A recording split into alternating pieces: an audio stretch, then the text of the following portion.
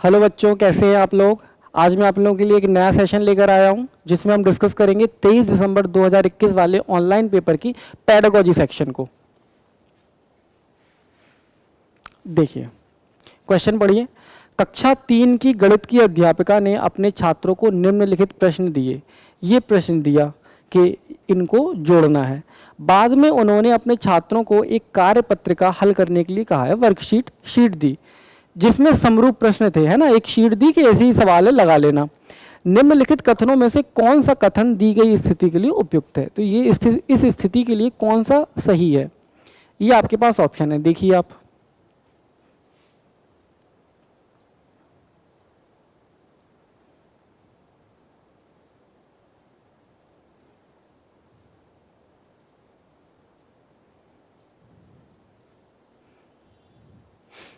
देखिए, कार्य ड्रिल और अभ्यास पर आधारित है तथा प्राथमिक स्तर पर हतोत्साहित होना चाहिए।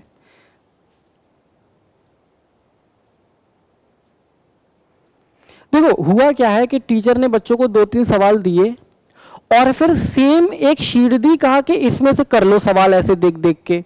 तो ये तो हायर लेवल पे होता है ना, है ना। हायर लेवल की जब क्लास में चले जाते हो कि टीचर ने 4 सवाल बता दिए, भाई इन सवालों को लगा लेना आप। तो कार्य क्या है, कार्य ड्रिल और अभ्यास पर आधारित है और प्राथमिक स्तर पर इसे हतोत्साहित होना चाहिए। तो ये बात क्या है, ये बात ठीक है। यह एक खुले सिरे वाले प्रश्नों के उदाहरण है। अभी मैंने आपको बताया लास्ट वीडियो में, खुले सिरे वाले प्रश्न कौन से होते हैं, जिनके एक से ज्यादा आंसर हो चुके। इनके एक से ज्यादा आंसर नहीं हो सकते, इनका तो ऐड करोगे वही आएगा जो आना है, तो ये तो गलत है। यह एक संदर्भात्मक प्रश्न है। संदर्भात्मक प्रश्न कौन से होते हैं, इबारत वाले सवाल। इसमें इबारत तो थी नहीं, तो ये संदर्भात्मक भी नहीं है। समय बचाने के लिए शिक्षिका को गृह कार्य के तौर पर ऐसे 10 और प्रश्न हल करने के लिए छात्रों को कहना चाहिए था। नहीं, नहीं कहना चाहिए था, यह भी गलती होगा।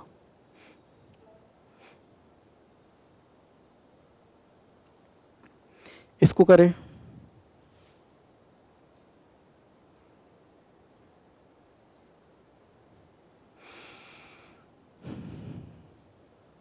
गणित के संदर्भ में क्रियामूलक ज्ञान, जिसको बोलते हैं करके सीखना, से क्या अभिप्राय है। अवधारणा से संबंधित अर्थपूर्ण क्रियाशील गतिविधियों द्वारा गणित में अवधारणा का अधिगम, इसको थोड़ा सा काट लो। गणित में अवधारणा को सीखना, अवधारणा से संबंधित अर्थपूर्ण क्रियाशील गतिविधियों द्वारा। तो ठीक है ना, करके सीख, कैसे करके सीखेगा बच्चा, जब वो क्रियाशील गतिविधि करेगा तभी तो करके सीखेगा। प्रश्नों को बहुत बार करके देखना, जब तक क्रियाविधि देखो रटना तो है ही नहीं, तो आप इसी से इस ऑप्शन को गलत कर सकते हो। पाठ्य पुस्तक के प्रश्नों को हल करके अवधारणाओं का अधिगम। अभी आपने लास्ट सवाल देखा कि ड्रिल करवा रहे हो, प्रैक्टिस करवा रहे हो, ये छोटी क्लासों में नहीं करवाई जाती है, तो ये भी गलत हो जाएगा। स्वयं प्रश्नों को हल करना सीखना, बच्चे स्वयं कैसे हल करके सीख जाएंगे।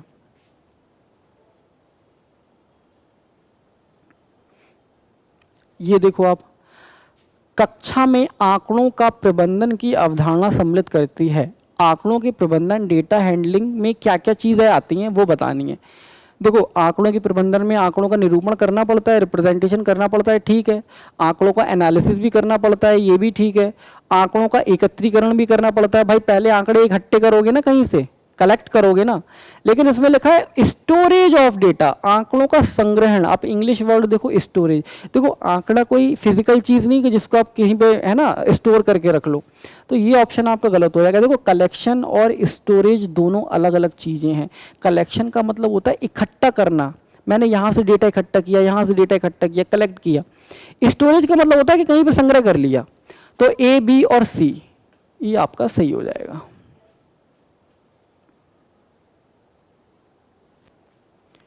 राष्ट्रीय पाठ्यचर्या रूपरेखा के अनुसार प्रौद्योगिकी गणितीय अन्वेषण में सहायता कर सकती है। प्रौद्योगिकी मतलब टेक्नोलॉजी, और छात्रों को संलग्न व्यस्त करने में सहायक होती है। अतः कैलकुलेटर के उपयोग की अनुमति विद्यालय की सभी परीक्षाओं में देनी चाहिए। देखो, कैलकुलेटर तो बहुत पहले से चला आ रहा है, टेक्नोलॉजी तो अभी और विकसित हो गई बहुत ज़्यादा, तो कैलकुलेटर हम बच्चों को नहीं दे सकते, वो नहीं सीख पाएंगे कुछ भी। पेपर पेंसिल की कलन विधि को समाप्त कर देना चाहिए, मतलब कॉपी पेन से जो आप प्रैक्टिस कर रहा है बच्चा, कैलकुलेशन कर रहा है, उसी को समाप्त कर दो। मतलब टेक्नोलॉजी इतनी हाई फाई हो गई कि पेपर पेंसिल का कॉन्सेप्ट ही खत्म कर दो, नहीं। तकनीक का उपयोग गणित में अमूर्त अवधारणाओं के शिक्षण अधिगम को सुसाध्य बनाने के लिए किया जा सकता है। ये बात ठीक है कि आप टेक्नोलॉजी का यूज इस तरीके से करो कि जो अमूर्त अवधारणाएं हैं, एब्स्ट्रैक्ट कॉन्सेप्ट हैं, बच्चे उनको समझ जाएं।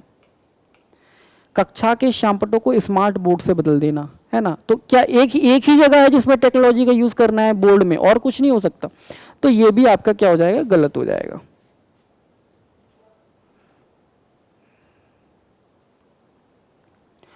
बाला concept which is an initiative supported by UNICEF. देखो बाला का मतलब होता है बिल्डिंग एज लर्निंग एड, इसको भी आप याद कर लेना, इसका फुल फॉर्म।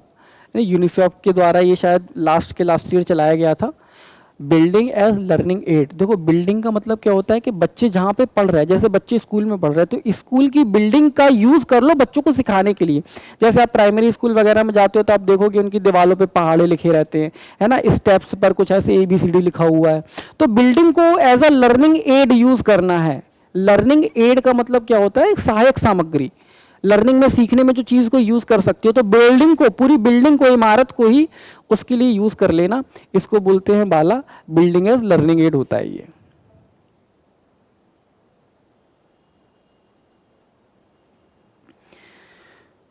करिए इसे।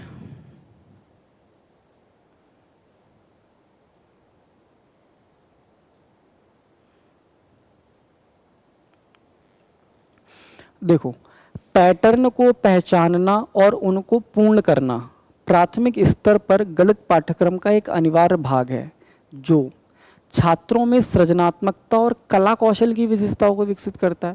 देखो पैटर्न को पहचानना क्या होता है, जैसे मैं आपको यहाँ पे ऐसे बना दूं, मैं कह दूं कि पहले ये फिगर है, फिर ये फिगर है, फिर ये फिगर है, तो नेक्स्ट क्या होगा, तो आप बता सकते हो कि यही होगा। सारे ऐसे 90 डिग्री घूमते जा रहे हो तो आपने पैटर्न को पहचान लिया। तो पैटर्न से सृजनात्मकता तो इंप्रूव होती है, कला कौशल इंप्रूव नहीं होता, देखो, है ना, तो ये तो गलत हो जाएगा। सेकंड क्या है, छात्रों को उच्च गणित में भाग लेने के लिए तैयार करते हैं।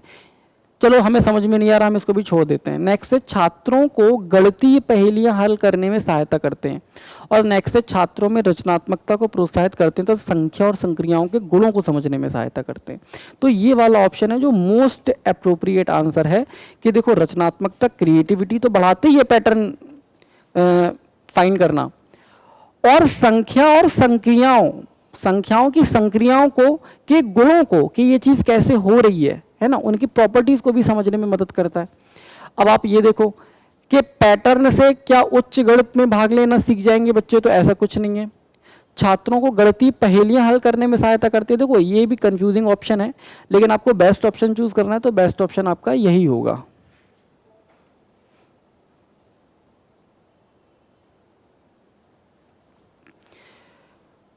करिए।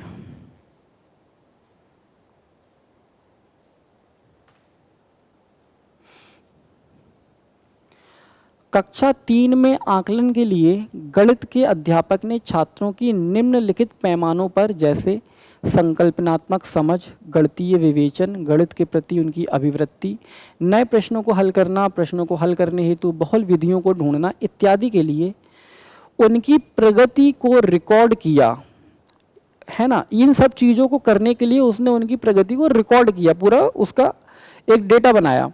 इस प्रकार के आकलन से प्राप्त जानकारी सबसे कम उपयोगी होगी। ये जो डेटा जानकारी उसने इकट्ठी की है, ये किस चीज़ के लिए सबसे कम उपयोगी है वो देखना है। विद्यार्थियों को प्रतिपुष्टि प्रदान करना, फीडबैक देना करने के लिए, और उनकी आवश्यकताओं पर आधारित शैक्षिक योजनाओं का विकास करने के लिए। बिल्कुल ठीक बात है, वो ये डेटा जो उसने जानकारी इकट्ठी की है टीचर ने, वो इनसे देखेगा कि और कैसे मैं बेटर कर सकता हूँ अपनी शैक्षिक योजनाओं का विकास, और कैसे कर सकता हूँ। बच्चों की जो कमियां हैं उनको फीडबैक देंगे कि बेटा आप ये चीज़ इंप्रूव करो, ये चीज़ इंप्रूव करो। तो इसमें तो होगी, लेकिन इसमें क्या पूछा है, सबसे कम। तो ये ठीक है, लेकिन ये आंसर नहीं है ना। सेकंड देखो, विद्यार्थियों को उनके प्राप्त अंकों के वरीयता क्रम में व्यवस्थित करना। क्या टीचर ये सब जो कर रहा है ये उन्हें इसलिए कर रहा है कि उनके अंकों के हिसाब से उनको वरीयता दे सके? नहीं, वो इतनी मेहनत इसके लिए नहीं करेगा। इसमें तो वो एक पेपर ले ले, टेस्ट ले ले, उसको पता चल जाएगा। तो यही आपका क्या हो जाएगा आंसर, यही सबसे कम उपयोगी होगी।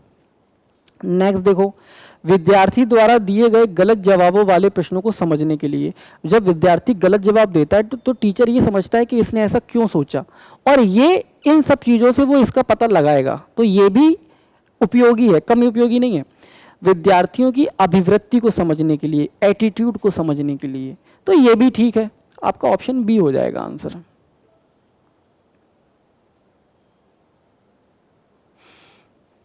पढ़िए।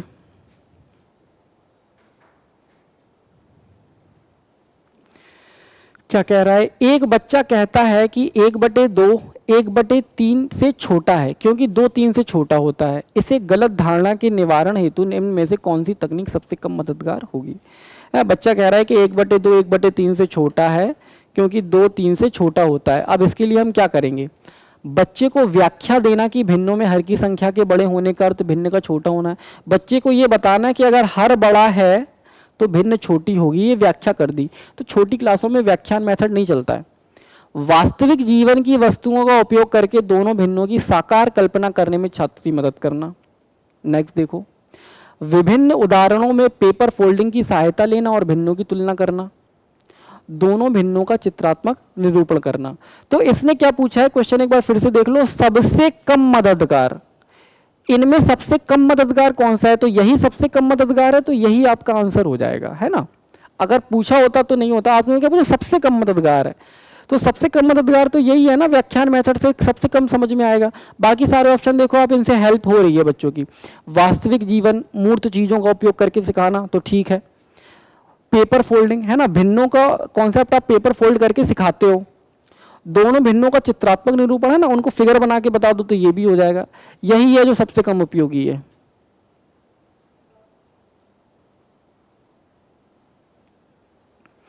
देखो ह्यूरिस्को का मतलब क्या होता है? टू डिस्कवर, ये आपको पता होगा, है ना। सीधा सीधा बहुत इजी सवाल था। ह्यूरिस्को का मतलब होता है खोजना।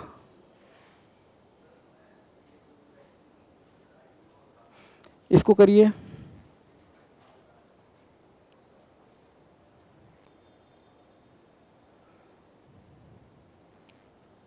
क्या कह रहे हैं?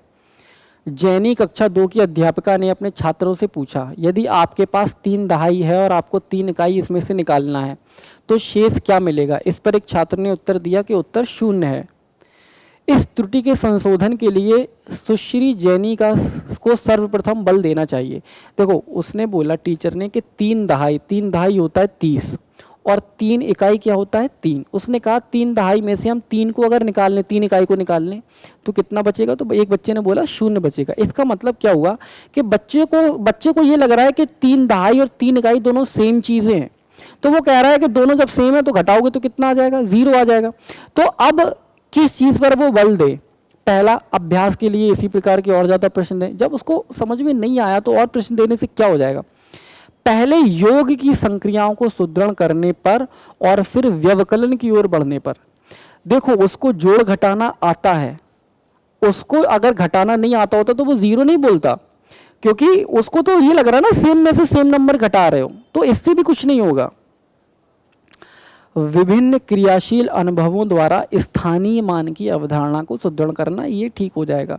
उसको स्थानीय मान का कॉन्सेप्ट नहीं पता, तभी तो वो दहाई और इकाई नहीं समझ पा रहा कि 3 इकाई 3 होगा और 3 दहाई 30 होगा। तो ये वाला ऑप्शन आपका ठीक है। व्यवकलन की केवल, देखो केवल वर्ड आ गया पहले तो, और केवल मानक भी, मानक कलन विधि, स्टैंडर्ड कैलकुलेशन के मेथड एल्गोरिथम सिखाना है, तो ये भी आपका क्या है? गलत है।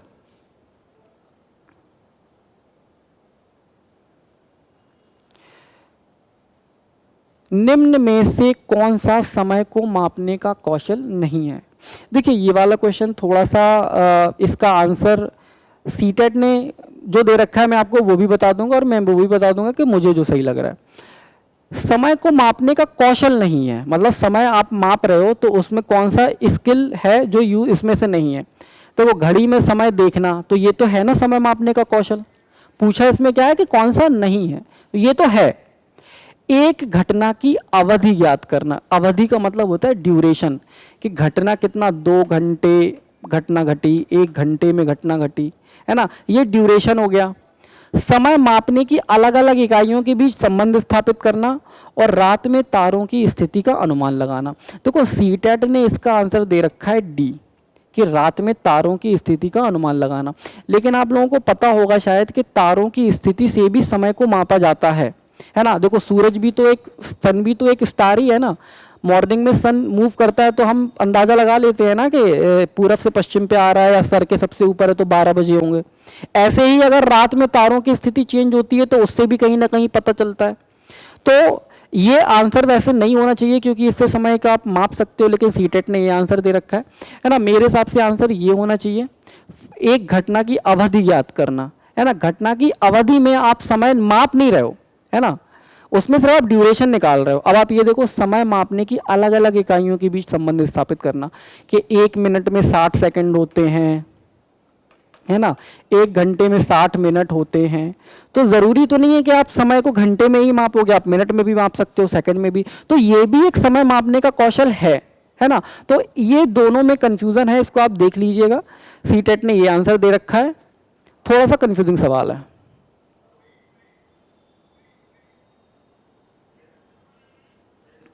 हस्त कौशल सामग्री या प्रतिमान, स्थिर चित्र, लिखित संकेत, मौखिक और लिखित भाषा, वास्तविक संसार की स्थितियां या संदर्भ, ऐसे 5 तरीके हैं जो प्रदर्शित करते हैं। देखो, हस्त कौशल सामग्री जिसको टीचिंग लर्निंग मटेरियल आप बोलते हो, स्थिर चित्र मतलब है ना कार्डबोर्ड के फिगर वगैरह, लिखित संकेत हो गए आपके प्लस माइनस, मौखिक और लिखित भाषा, है ना, वास्तविक संसार की स्थितियां, रियल लाइफ एग्जाम्पल जिनको बोलते हैं वास्तविक संसार। ये 5 तरीके ये क्या प्रदर्शित करते हैं? देखो, इसका आंसर है मैथमेटिकल आइडियाज। अब आप देखो बाकी के ऑप्शन भी देख लो। ज्यामितीय उपपत्ति, ज्योमेट्रिकल प्रूफ, तो ज्योमेट्रिकल प्रूफ का इससे क्या लेना देना है? गणितीय पाठ्यक्रम, क्या गणित का यही सब पाठ्यक्रम है, इसके अलावा कुछ नहीं है क्या? तो ये भी गलत हो जाएगा। क्या ये गणित की शब्दावली है? नहीं, है ना। ये सब एक विचार है, मैथमेटिकल थॉट है, विचार है ये, है ना। हस्तकौशल सामग्री ये सब क्या है? आइडियाज है ये।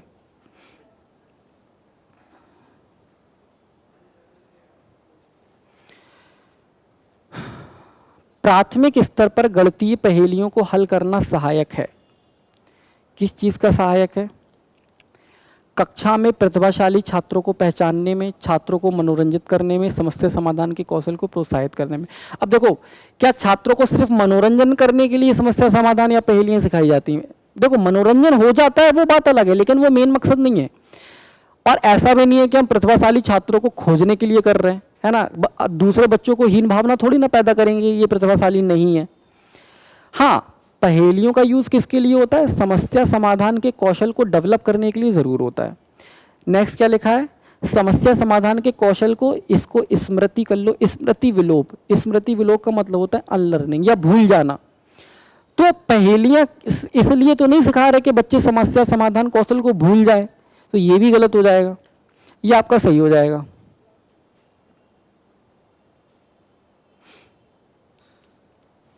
ये देखिए, वैन हेले के ज्यामितीय विवेचन के सिद्धांत के प्रतिमान के अनुसार निम्न में से कौन सा स्तर विश्लेषण स्तर का है? देखो, विश्लेषण जो आपका होता है लेवल 0 और लेवल 1। तो लेवल 0 क्या होता है? विजुअलाइजेशन, देख के बस पहचानना। और विश्लेषण में क्या होता है? प्रॉपर्टीज, विशेषताओं को समझना, विशेषताओं के बारे में जानना फिगर्स की। इसमें से कौन सा विश्लेषण का है? सीमा जानती है कि एक समद्विबाहु त्रिभुज की 2 बराबर भुजाएं और 2 बराबर कोण होते हैं। तो ये क्या है? समद्विबाहु त्रिभुज की प्रॉपर्टी तो है कि समद्विबाहु त्रिभुज की 2 भुजाएं बराबर होती हैं, 2 कोण बराबर होते हैं। तो यही क्या हो जाएगा आपका आंसर। नेक्स्ट देखो, सीमा एक त्रिभुज के रूप में एक आकृति की पहचान करती है। आकृति की पहचान करी देख के, तो ये विजुअलाइजेशन का है, लेवल 0 है ये, ठीक है ना। ये देखो, सीमा जानती है कि एक समद्विबाहु त्रिभुज सममित होता है, इसलिए इसके आधार कोण बराबर होंगे। समद्विबाहु त्रिभुज सममित नहीं होता है। अगर सममित तो फिर तो तीनों कोण बराबर हो जाएंगे ना, अगर सममित होगा तो ये भी नहीं होगा। सीमा मानती है कि सभी समद्विबाहु त्रिभुज त्रिभुज हैं, लेकिन सभी त्रिभुज सभी समद्विबाहु त्रिभुज नहीं है। मतलब वो ये कह रही है कि एक समद्विबाहु त्रिभुज एक त्रिभुज है, लेकिन हर त्रिभुज एक समद्विबाहु त्रिभुज नहीं होता है। तो ये क्या हो गया? ये हो गया संबंध। और संबंध किसमें बताया जाता है? संबंध बताया जाता है लेवल 2 में, जिसको बोलते हैं इनफॉर्मल डिडक्शन, अनौपचारिक निगमन, ठीक है ना। तो ये लेवल 2 हो जाएगा। तो आपका विश्लेषण वाला क्या हो गया, ए। लास्ट क्वेश्चन, पढ़ो इसको।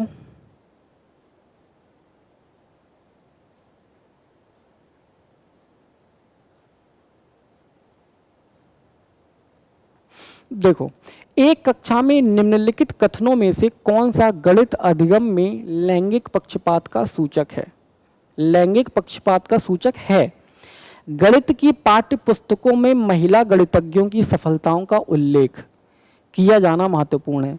तो अगर महिला गणितज्ञों के उल्लेख की बात हो रही है तो यहाँ पे लैंगिक पक्षपात तो नहीं हो रहा, तो ये तो नहीं है आंसर। गणित अधिगम के लिए लड़कियों और लड़कों को एक समान अवसर दिए जाने चाहिए, तो जब एक समान अवसर की बात हो रही है तो यहाँ पे भी पक्षपात तो हो नहीं रहा है। गणित में उच्चतर शिक्षा के लिए लड़कों और लड़कियों दोनों को ही समान अवसर, यहाँ पे भी समान अवसर, तो यहाँ पे भी कोई भेदभाव नहीं हो रहा, पक्षपात नहीं हो रहा।